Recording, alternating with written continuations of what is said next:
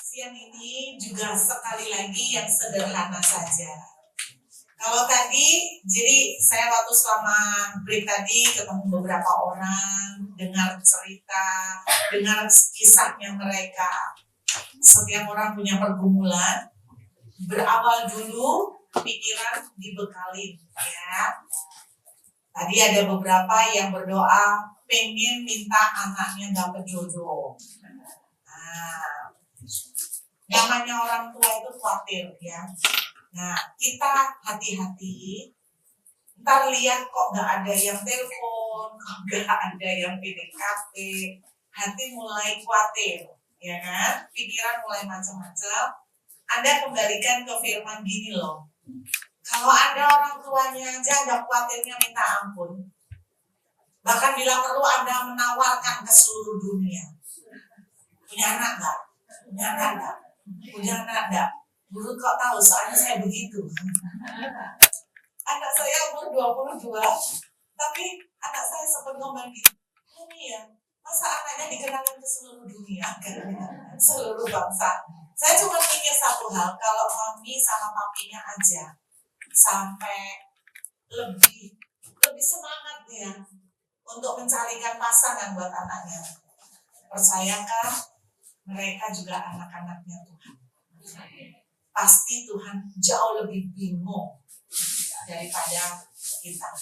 Jadi ketika kita mulai down, pikiran kita, aduh, tambah umur, aduh, yang ulang tahun perayaan, aduh, ini tambah umur lagi anak saya. Anda bekali dan bukan cuma dipikirkan, tapi lepaskan perkataan. Tadi seorang ibu benar bilang, ya saya tidak berani ngomong macam-macam, karena ucapan itu doa. Betul, ucapan itu doa. Orang agama lain aja tahu ucapan itu doa. Jadi jangan sering ngomong begini, anakku kok belum laku-laku, anakku kok belum. Mari katakan, anakku laris manis kayak anakku laris manis kayak pastel tutup. Kalau tidak tahu apa hasilnya apa di daerah saudara, anakku laris manis dari utara, selatan, timur dan barat, datanglah. Nggak apa-apa lah Bu, gila-gila sedikit di kamar saudara. Ucapan adalah doa. Jadi mulai dari pikiran dibekali Tuhan aja. Betul ya? Anda taklukkan kembali ke firman, lalu berkata, saya berdoa yang tadi pengen anak-anaknya dapat jodoh, tidak ada yang mustahil untuk bikin percepatan. Amin. Jangan kaget tiba-tiba ada musimnya, tahu-tahu yang hasil kok banyak sekali. Sampai ngantri, sampai bingung. Gak apa-apa Bu, ngayal-ngayal sedikit Bu. Tapi ngayal itu juga iman Bu ya. Amin saudara. Nah sebelumnya saya tuh kaget, siapa yang ada di sini yang berasal dari luar Pulau Jawa? Kalau angkat tangan, wah banyak, Luar Jawa itu mana? Kalimantan tadi saya dengar, selamat datang Kalimantan. Terus Bali, selamat datang yang dari Bali. Kalimantan, Bali. Yang Kalimantan berapa orang? Wah, 1, 2, 3, 4, 5. Wah, 5 orang. Kita harus memberkati mereka yang dari Kalimantan ya. Jauh-jauh bayar harga mahal. Bayar harga ya transport dan sebagainya sampai ke Batu. Itu luar biasa itu. Tuhan melihat iman dan taburan ibu-ibu yang luar biasa. Siapa yang dari, jadi luar Jawa ini aja ya, tapi lumayan itu ya. Semua dari Jawa. Yang dari Semarang, angkat tangan. Banyak. Semarang. Lupa ya Bu dari mana? Dari Jakarta? Oh banyak. Ternyata mayoritas Jakarta ya. Waduh, jadi nanti kalau tadi saya ada bahasa Jawa mohon dimaafkan. Harus bertobat, tak boleh bahasa Jawa ya. Dari Jakarta, Semarang, lagi ya. Solo. Dari Solo angkat tangan. Oke, ada 5 orang. Selamat datang. Dari mana lagi nih? Temanggung. Banyak sekali Temanggung. Oh, Bapak yang pakai baju hitam dari mana? Saya pikir dari Jakarta. Oke. Selain Temanggung ada lagi nggak kota apa? Paraan. Parakan tuh mana? Oh, sebelahnya Temanggung. Oh, bisa. Oke. Berapa yang dari Parakan? Saya baru tahu ada Parakan. Saya tahu Parakan. Oh, tidak ada di Meta. Serius? Kenapa kok tidak ada di Meta? Kecamatan lumayan lah. Tapi kenapa tidak ada di kota ya? Dan dikenal. Yang ada Parakan ya. Puji Tuhan. Senang ketemu dengan orang-orang Parakan. Parakan tuh khasnya apa? Nggak bisa dimakan. Apa? Oh, makanya. Siapa tadi yang dari Parakan angkat tangan? Oh, langsing. Karena makan nasi merah terus. Ya, toh. Ada yang dari Australia selain saya? Tidak ada. Saya tidak punya teman di sini. Puji Tuhan. Bapak Ibu, mari kita buka langsung firman. Jadi melanjutkan, habis pikiran kita ditaklukkan ke Tuhan, lalu ada mulai deklarasi toh. Tapi jangan kaget, hari-hari masih realita. Kita masih menghadapi masalah belum tertolong. Kita masih menghadapi apa yang dilihat membuat kita down. Masih.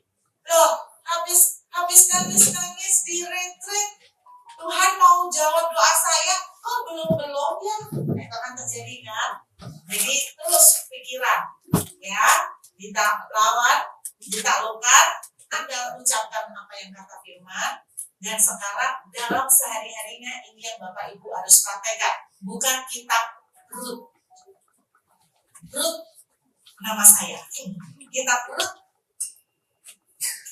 pasal yang kedua.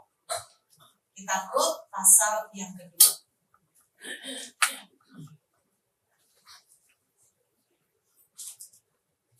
Kalau ibu-ibu sudah praktek pikiran ditaklukkan ke Kristus, walaupun belum pernah mendengar Tuhan bicara, tapi kan firman banyak.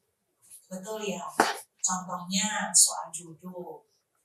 Tidak akan ditemukan di Alkitab misalnya gini. Anak saudara misalnya namanya Tono. Tuhan, aku nih berdoa punya jodoh untuk Tono. Oh, Tuhan gak pernah ngomong apa-apa. Saya bolak-balik Alkitab tidak ada kata Tono, Bu. Tuhan gak pernah berbicara aku menyediakan jodoh buat Tono. Gak ada.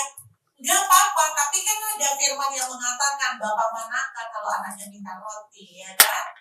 Kalau Anda aja sudah panik untuk cari jodoh, apalagi Tuhan. Percayalah.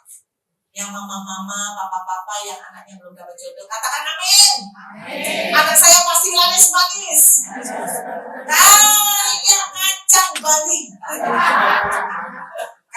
kacang Bali. Laris.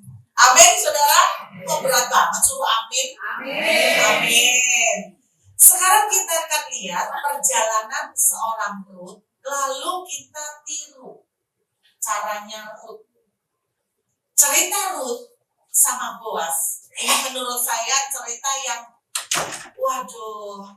kayak Cinderella sebetulnya. Kenapa? Karena Rut itu dari keluarga, sebetulnya dia dari anak orang Moab. Dan saya pernah menemukan artikel, aslinya di keluarganya dia bukan orang yang gak terhormat. Jadi walaupun dari orang Moab, tapi dia keluarganya masih keluarga terhormat. Taruhlah kayak anaknya Pak Lurah, kira-kira seperti itu.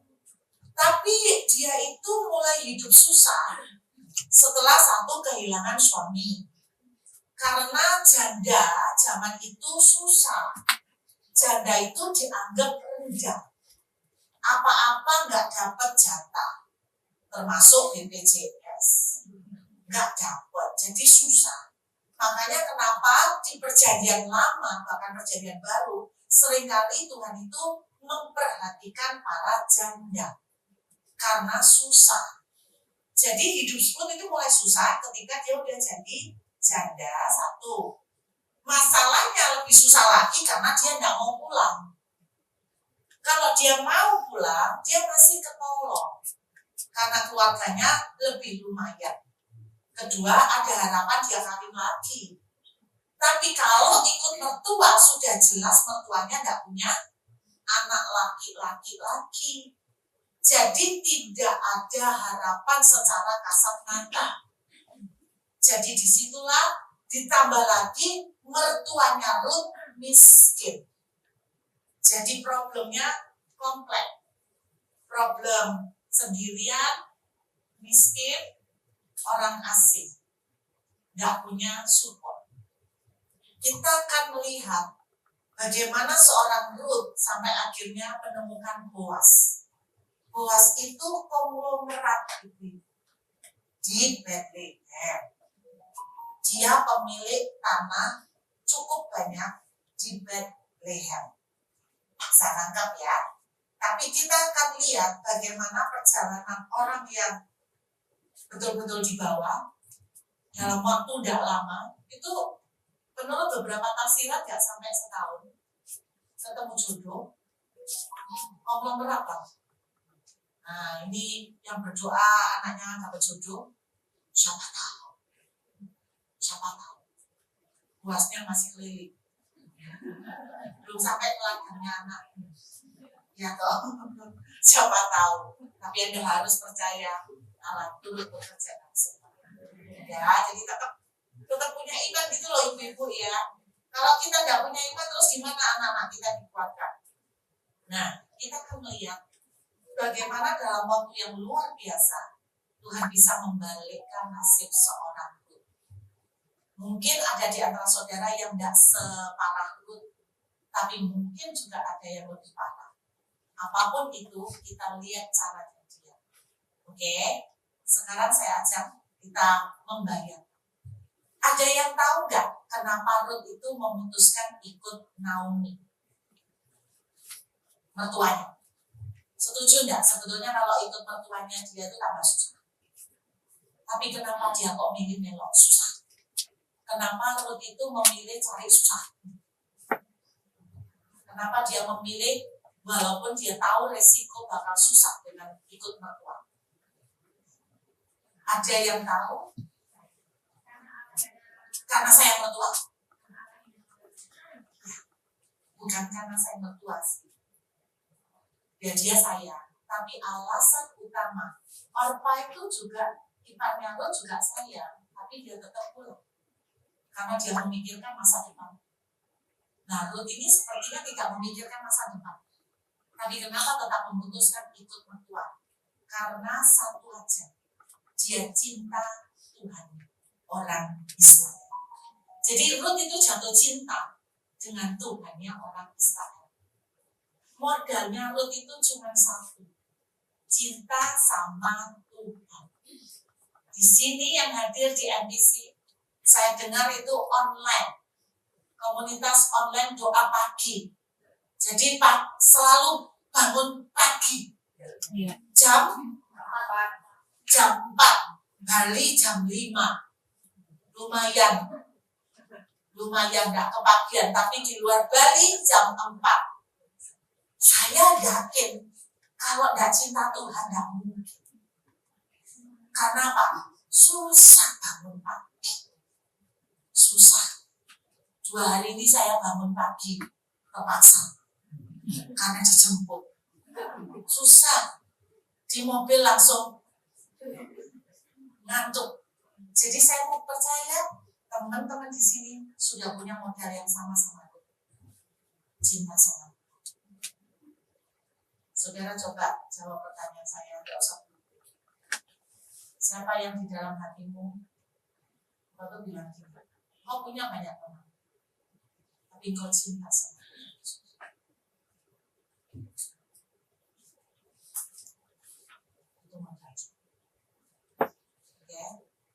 apapun kesulitan yang akan terjadi seperti yang terjadi, Anda cinta. Nah, yang berikutnya yang harus kita lakukan, dua aja, dua dari tadi dua, menawan, menakutkan, sekarang juga dua aja. Saya suka angkat karena Yesaya 22 ayat 7. Rumah saya nomor 27. Iya, gak tahu kenapa. Setiap kali saya melihat angka 22, sensitif saya. Dua aja. Dan kita lagi membaca Rut pasal 2. Kita lihat Rut pasal 2. Ayat yang kedua.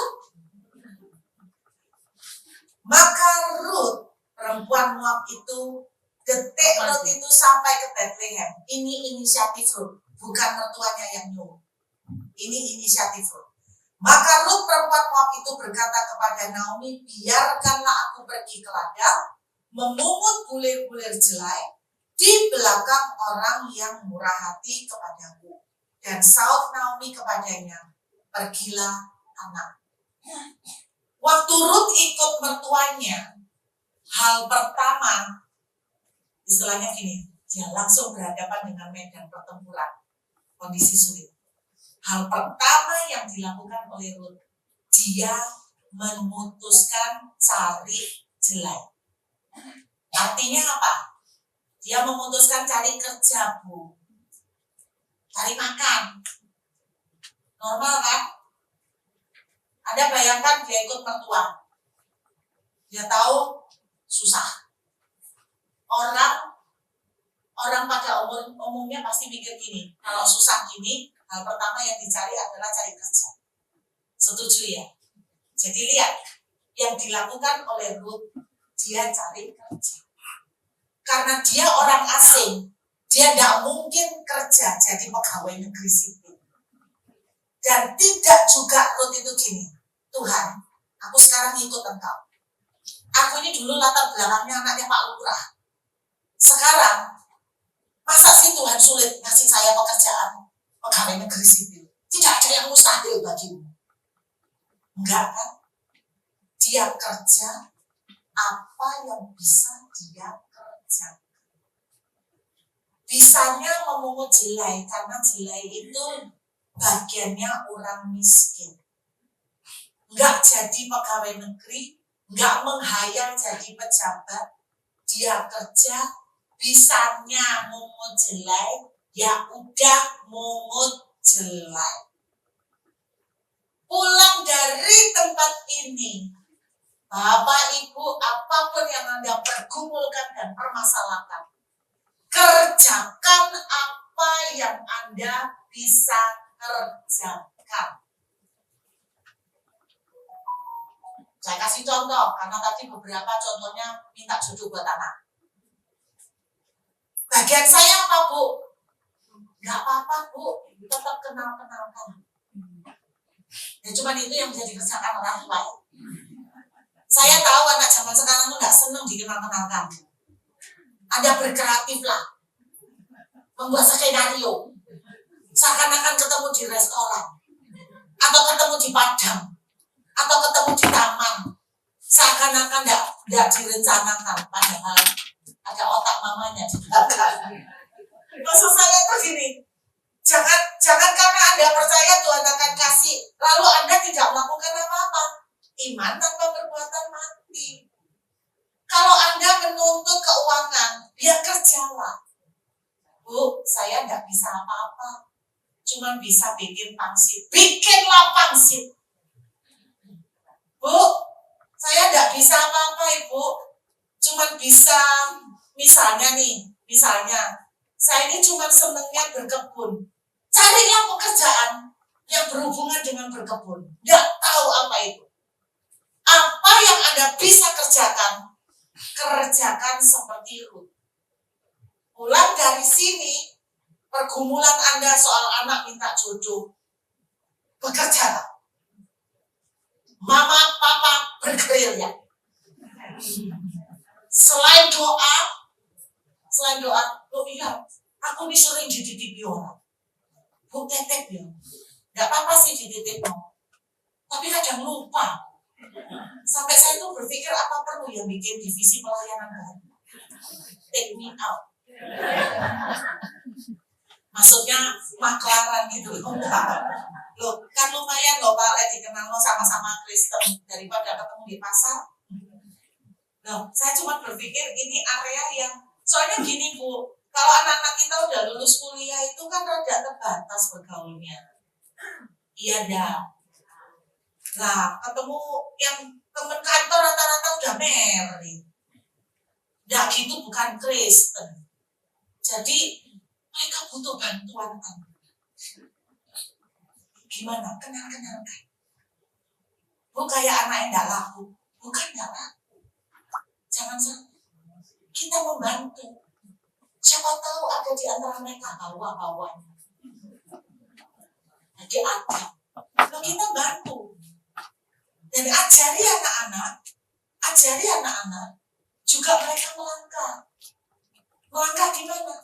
Jangan di kamar terus berharap tiba-tiba pintu diketok orang. Tuhan bicara. Tulang rusuk saya ada di sini. Alamat bumi pindah gak akan terjadi. Melangkah. Kalau anak-anak kurang pintar dandan kayak saya, salah satu penyebab saya dulu tidak laku karena saya tidak bisa dandan. Anda boleh tanya sama suami saya. Dia lihat saya sama sekali gak bisa dilihat.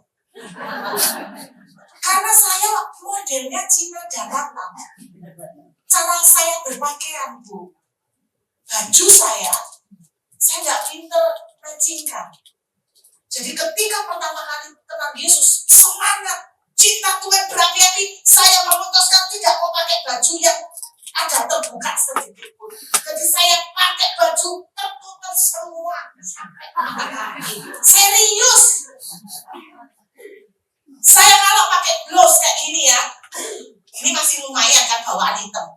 Pakai blouse kayak gini. Blouse-nya ini kembang-kembang warna merah sama hijau. Ini hijau. Nah bayangkan, nggak usah kembang-kembang ini aja nih.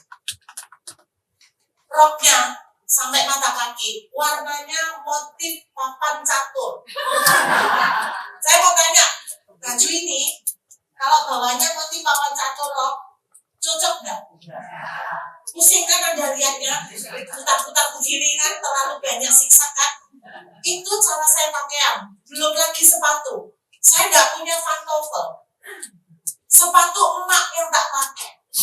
Emak saya punya sepatu mirip pantofel model balet. Sebetulnya bukan model balet. Model kungfu zaman dulu itu loh. Nah ini model balet, tapi kan modern. Kalau yang emak saya yang ada broci-brocinya, ada mata-matanya hitam, zaman kuno. Ibu, Anda tahu, pertama kali saya diundang khotbah di sebuah persekutuan doa. 3 tahun kemudian salah satu jemaat mengaku bersalah. Bu, saya mau minta maaf. Kenapa? Pertama kali saya lihat ibu, saya tuh marah. Bu, kenapa saya kok dimarahin? Dia bilang, saya bukan marah sama ibu, saya marah sama pemimpin PJ. Kenapa? Kenapa pemimpin PJ saya tidak bisa lihat orang? Masa genduk-genduk kok diundang khotbah? Masa model genduk kok diundang khotbah? Apa yang saya khotbah? Dia bilang begitu. Suami saya enggak sama sekali tipenya saya ini. Serem. Sampai hari ini Anda boleh tanya sama dia. Saya tanya sama dia, kok kamu itu kenapa? Kok mau sama? Dia jawab gini, aku sendiri enggak tahu. Dan kalau tak pikir-pikir sekarang ya, kalau lihat kamu dan semua teman kamu, aku ini merasa aku ketipu. Tapi saya tahu dia bercanda. Dia sayang betul sama saya. Oh, kalau diranjang itu gandeng. Tanganku digandeng, takut aku jatuh dari ranjang.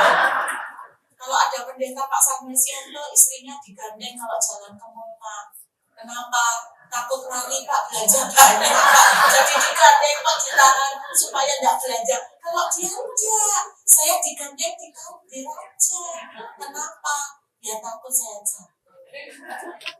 Terus kalau saya tidur, saya ini punya hobi tidur dari dulu, selalu mulut terbuka.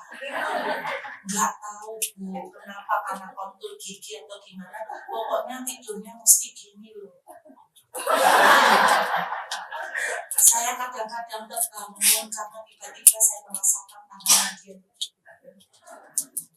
Kenapa kamu kok ngelus-ngelus? Tapi kalau Anda tanya, kenapa kamu dulu suka mengelus? Rasanya aku terhipnotis. Bapak Ibu, saya nggak bisa dandan. Makanya kalau sekarang saya ngajarin anak saya dandan. Maksudnya saya tetap nggak bisa dandan. Untungnya anak saya lebih baik daripada saya dalam berdandan. Saya yang sering diajari. Jadi ibu-ibu ajarin anak-anakmu dandan. Jadi suruh keluar, gabung komunitas. Cari komunitas yang banyak anak-anak muda. Kalau nggak ketemu, bantuan papa-mama sangat diperlukan. Untuk apa? Mengenalkan, nawar-nawarkan. Ingat ya, anak muda sekarang nggak mau berkreatif. Aku yang berusaha kreatif. Setelah tak kenalin dia nggak cocok, aku diomel-omelin. Nggak apa-apa Bu, jangan menyerah, maju terus. Suami saya tanya, kamu lupa habis disimak Ramarai, masih mau kenalkan? Tapi ke depan jalannya akan lebih mulus lagi. Kemarin belajar strateginya kurang pas. Sekarang cari cara strategi yang pas. Padahal anak saya masih umur 22, mamanya udah panik. Ya kan? Jadi, saudara, saya tuh kepengen anak saya tuh yang punya anak gitu loh. Soalnya saya dulu telat meritnya. Kenapa? Karena enggak laku-laku. Jadi gitu loh. Jadi kerjakan apa yang bisa saudara kerjakan. Bisa nangkep? Ada seseorang dia melamar kerja. Jadi di dunia penerbangan karena dia sekolah di dunia penerbangan. Tapi puluhan lamaran kerja dia nggak diterima. Lalu dia tanya sama saya, salah saya apa?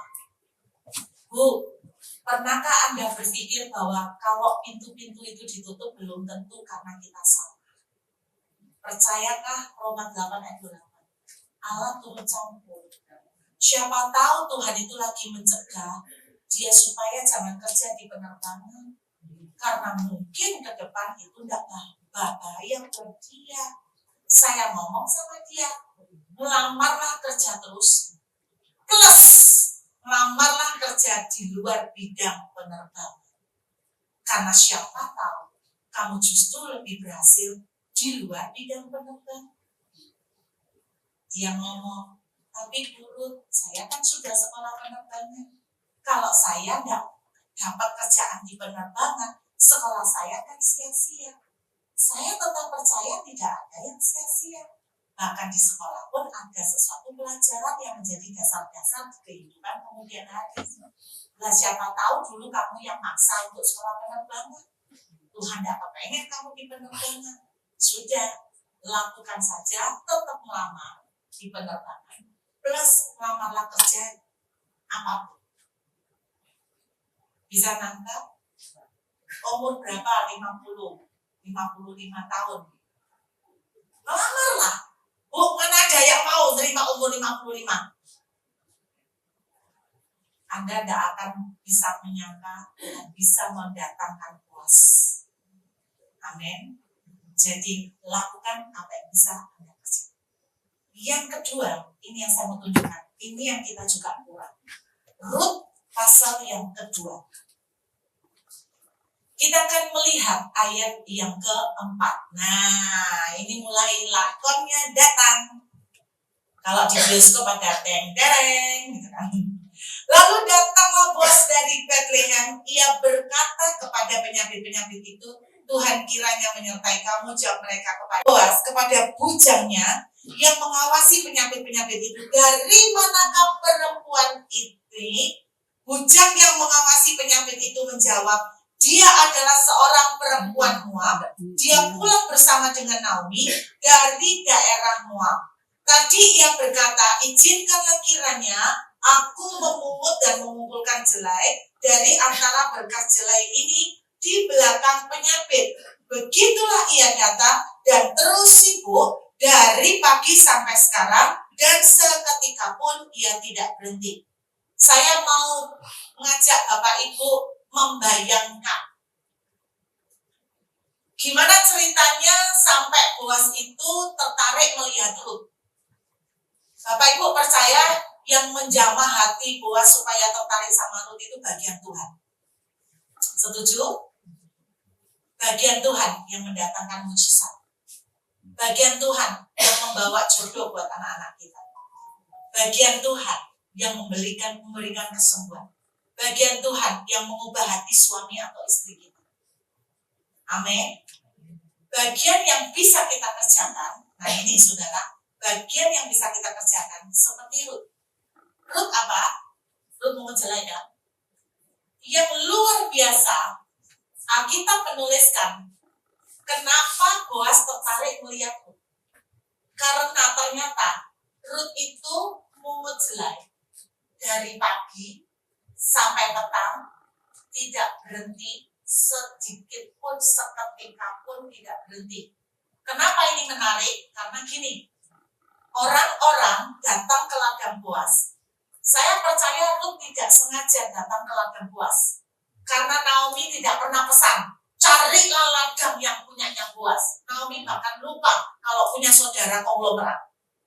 Seharusnya kalau kita punya saudara konglomerat nggak mungkin lupa ya. Betul nggak?